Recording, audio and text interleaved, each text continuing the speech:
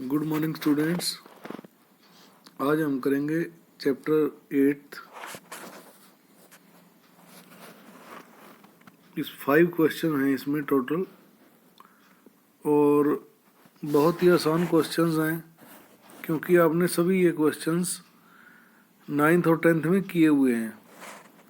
और ये टोटल हमारे शरीर की संरचना के बारे में ही है कि जैसे हमारे शरीर में हड्डियां हैं तो उसका मतलब अस्थि संस्थान जो है फंक्शन ऑफ स्केलेटन, और उस शरीर विज्ञान जो है डिफाइन एनाटॉमी, साइकोलॉजी, किन्सियोलॉजी। ठीक है। सेकंड है इसमें अस्थि संस्थान, अस्थि संस्थान क्या कार्य हैं, तो मांसपेशियों के गुण क्या हैं। मांसपेशियां जो हैं वो जो भी हमारे हड्डियों के ऊपर का जो आवरण है वो सारा मांसपेशियां हैं। उनमें क्या क्या गुण हैं भाई, किसी की मांसपेशियां चपटी होती हैं, किसी की मोटी होती हैं, कोई स्किन फोल्ड होती है, कोई बहुत पतली चर्बी होती है, तो किन्हीं में संकुचन ज़्यादा होता है। तो इसी प्रकार इससे नेक्स्ट जो है वो है श्वसन संस्थान तथा परिसर्चन तंत्र संस्थान की रचना। श्वसन संस्थान कौन सा है? जो जिससे हम सांस लेते हैं, जिस नाक है, मुंह है, फेफड़े हैं, तो ये इसके अंग वो अंग रहेंगे। और उसके बाद आता है संतुलन, गतिशीलता और स्थिर और गुरुत्व केंद्र। खेलों में इनका क्या प्रभाव है? तो बड़ा ही बहुत ही आसान चैप्टर है ये। तो 5 ही क्वेश्चन हैं इसमें, और इसमें से कोई एक क्वेश्चन आ जाएगा इसमें से, या तो मांसपेशियां के गुण जैसे क्या हैं, या अस्थियों के बारे में आप क्या जानते हैं, या श्वसन संस्थान के बारे में। तो एक और बड़ा इसको आप जब एक बार पढ़ोगे, एक बार पढ़ने मात्र से ही ये क्वेश्चंस आराम से लर्न हो जाते हैं, क्योंकि कोई ज़्यादा इसमें आंकड़ों की ज़रूरत नहीं पड़ती है। और बाकी जो क्वेश्चंस हैं वो इसी में से ही छट छट के बने होते हैं अलग अलग, कोई 1 नंबर का, कोई 2 नंबर का, कोई 3 का, कोई 5 का। तो सबसे पहले इसमें हम पहले चलते हैं शरीर रचना विज्ञान, शरीर क्रिया किन्सियोलॉजी की परिभाषा व महत्व। ये दिए हुए हैं महत्व, आप लोग एक बार पढ़ेंगे इसको तो क्लियर हो जाएगा।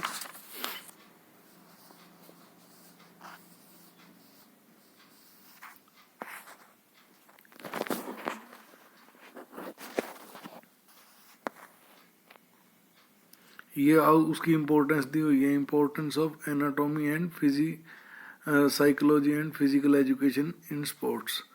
क्वेश्चन इम्पोर्टेंट है इसके, ये दिए हुए हैं। पहले कौन सा दिया हुआ है? Anatomy provide the knowledge of structure of various organs. शरीर रचना विज्ञान विभिन्न अंगों की संरचना की जानकारी प्रदान करता है। यानी अब हमारे शरीर में कौन कौन से अंग जो हैं वो क्या क्या कार्य करते हैं, ये जो है शरीर रचना से ही हमें पता लगता है। नेक्स्ट उसके बाद दिया हुआ है ये शरीर क्रिया विज्ञान, शरीर के विभिन्न अंगों के कार्यों के बारे में जानकारी प्रदान करते हैं। और थर्ड वन दिया हुआ है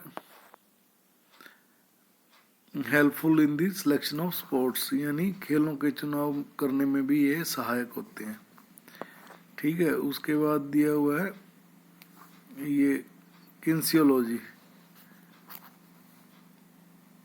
तो किन्सियोलॉजी को पूरक स्वास्थ्य क्षेत्रों तथा प्राकृतिक चिकित्सीय क्षेत्रों में प्रयोग किया जाता है। इसे प्राकृतिक स्वास्थ्य देखभाल तंत्र के रूप में समझा जाता है। इसे मांसपेशियां निरीक्षण तथा चीनी चिकित्सा के सिद्धांत जुड़े होते हैं जो शारीरिक की ऊर्जा तथा क्रियाशीलता को बढ़ाते हैं। यानी किस बंदे में कितनी ऊर्जा है, कितनी एनर्जी है, ये सारी चीजें जो है इसमें पता लगेंगी।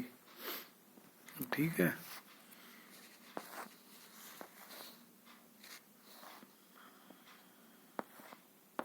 इसकी आगे इम्पोर्टेंस दे रखी है, इम्पोर्टेंस ऑफ किन्सियोलॉजी इन स्पोर्ट्स। तो ये मात्र एक बार पढ़ने से ही तैयार हो जाएंगी, कोई इसमें ज़्यादा मुश्किल नहीं आएगी। उसके बाद आ रहा है function of skeleton system, classification of bones and types of joints, अस्थि संस्थान तंत्र। जैसे आप सभी जानते हैं कि हमारे शरीर में कितनी हड्डियां होती हैं, 206 होती हैं वयस्क में, और बच्चों में कितनी होती हैं, 213 होती हैं। ठीक है, उसके बाद ये उन हड्डियों में पहली कौन सी है, एक्सियल है। ठीक है, उसके बाद खोपड़ी की हड्डी आएगी। ठीक है, स्कल।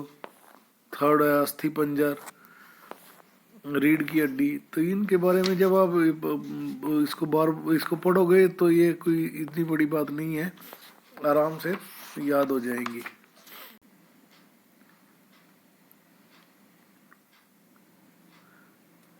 मांसपेशियों के गुण, properties of functions of muscles.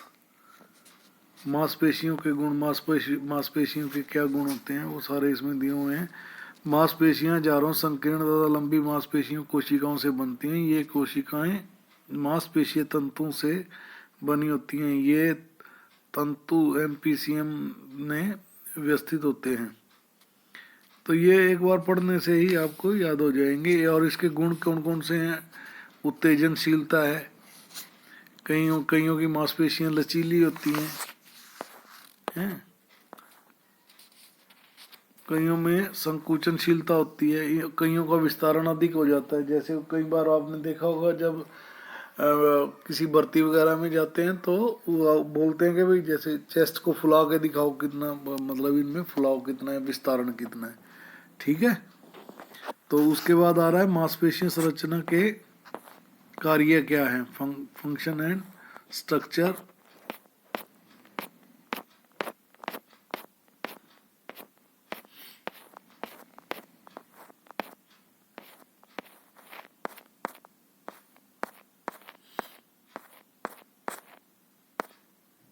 ये आगे function and structure of muscles. तो इसमें ये दे रखी है, पहले तो ये पूछा जब बता रहा है मांसपेशियां जो है वो दो प्रकार की होती हैं। ऐच्छिक मांसपेशियां होती हैं और अनैच्छिक मांसपेशियां होती हैं। ऐच्छिक मांसपेशियों पे होती हैं जो हमारी इच्छा से काम करती हैं, जैसे हाथों की मांसपेशियां हैं, आँखों को हम झपकते हैं, बाजुओं को घुमा लेते हैं। ये मांसपेशियां हमारी इच्छा के अनुसार काम करती हैं। और अनैच्छिक मांसपेशियां जो अपनी इच्छा से काम करती हैं, हमारी इच्छा से काम नहीं करती हैं। दिल है, फेफड़े हैं, तो ये सारी चीजें इसके अंदर रहेंगी। ठीक है,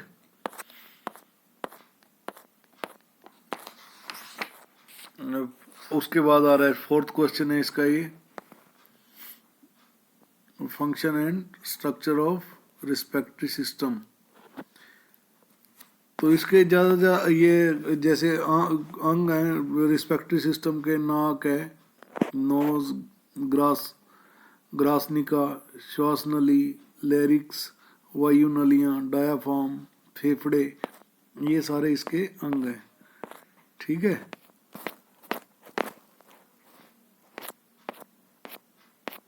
तो आप लोग इसको करना बड़ा बहुत ही, श्वसन के प्रकार कितने हैं, श्वसन के कार्य क्या हैं। ठीक है, और इसके बाद इसका नेक्स्ट आ जाएगा, ये लास्ट क्वेश्चन है, बड़े आसान क्वेश्चन है। तो आप इसको एक बार रीडिंग लेने से ही ये क्वेश्चंस तैयार हो जाएंगे, कोई इतनी बड़ी मुश्किल बात नहीं है। तो आप इस चैप्टर को तैयार करें। अगर किसी को कोई प्रॉब्लम आती है तो अभी स्कूल जब ओपन होंगे तो आप मेरे से स्कूल में भी डिस्कस कर सकते हैं कि हमें ये समझ नहीं आ रहा, दोबारा करवा दो, या हम किसी को कोई डाउट है तो तब क्लियर कर लेंगे आराम से। तो अब लगभग 2 चैप्टर आपके और बाकी रह गए हैं, तो लगभग 8 या 9 क्वेश्चन और होंगे। तो उसके बाद आपका पूरा सिलेबस कंप्लीट हो जाएगा।